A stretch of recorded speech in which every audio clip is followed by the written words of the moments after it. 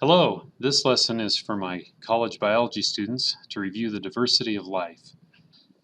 Next is plants. Plants are multicellular, photosynthetic, and have cellulose cell walls. That defines what a plant is. We have very good evidence that plants evolved from green algae. And their morphology of plants really represents the evolution from aquatic to terrestrial life. Imagine them beginning life in the water and then evolving over time to be less and less dependent on the water. So things that prevent them from drying out, to help anchor them to the ground, to support their body weight, transporting fluids, and protecting their gametes and embryos. So here's a diagram of the major plant phyla and traits that evolved.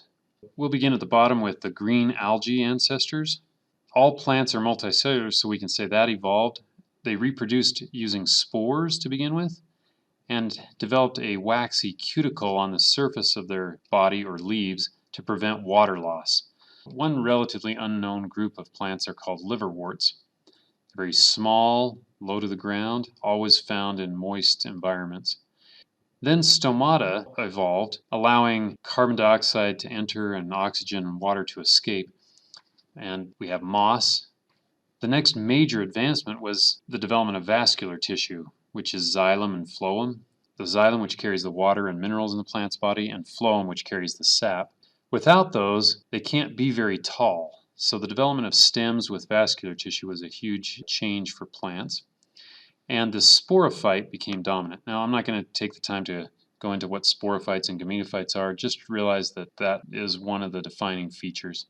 And then they developed roots and leaves. And the two main groups of plants that I'm showing here are the horsetails and the ferns. They still reproduce with spores. So the next major advancement was seeds. Seeds are a life support package for an embryo.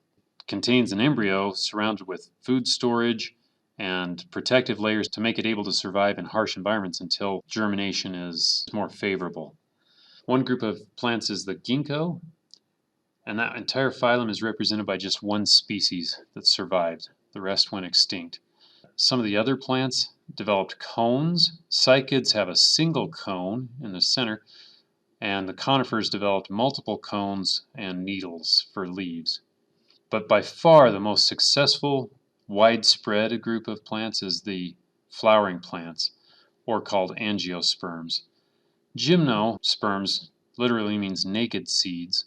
Their seeds are open or exposed to the air, whereas angiosperms are seeds in a vessel. Angio means vessel or container. And the big advancement there was the flowers with an ovary that encased the egg and sperm until it developed into a seed, and then with ovaries that developed into fruit in order to disperse those seeds.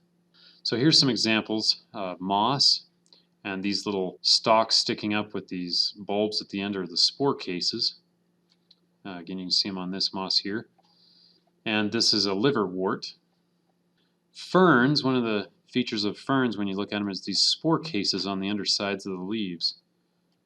And horsetails, the spore cases at the tips of the stems. The ginkgo is a vascular plant with seeds, but the seeds are not encased in cones or flowers like the other plants. Cycads have a single big cone in the center. We're all familiar with some of the conifers. Here's an example of some of the conifers. Again, the needles or scales instead of the flat leaves. The largest plant phylum by far is the flowering plants. This pie graph just gives you a visual of how many species, described species of plants there are. The flowering plants, which completely dominates. So it's an extremely successful design. Flowering plants are also found in the largest variety of habitats. As far as their ecological and economic importance, they're food for most things on the planet. They provide oxygen. Most of our medicines are derived from plants. They provide habitat for many organisms. They provide people with building materials, fuel, and they beautify and make our world enjoyable. And it's hard to put a value, an economic value on that, but it is real. So here's just a variety of some of the beautiful and inspiring plants.